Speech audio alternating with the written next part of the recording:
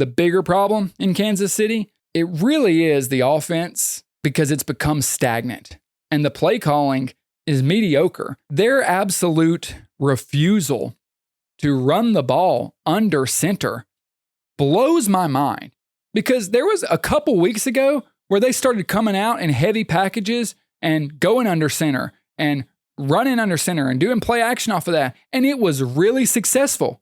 And then you just get away from it. I love him to death, but that's the Andy Reid thing. He just doesn't want to do it. It's pass or it's RPO or it's inside zone. And that's basically all they run. How many times do they run inside or outside zone? I don't understand it. I don't know why they don't line up under center and hand the ball off, try to establish a run game that way, build some passes off of that. It just opens up the playbook so much more. You would give Mahomes such a bigger arsenal of weapons he could use against defenses.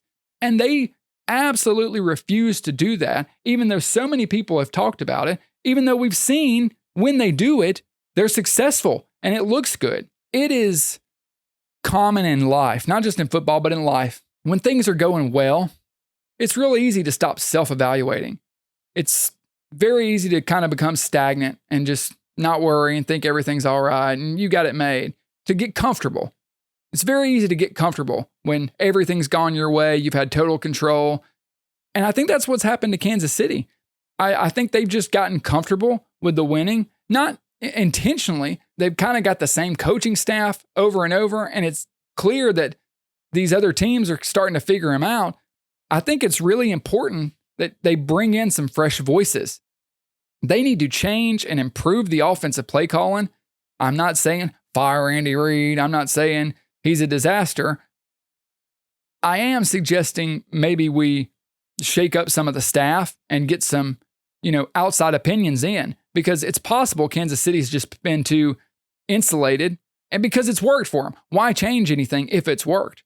Even last year, they make the Super Bowl with a subpar roster. So I think they felt good going into this year, even though we all knew the roster deficiencies were there. And we were like, oh, well, they'll find a way. And they haven't. They've become one-dimensional. They've become predictable. But on both sides of the ball.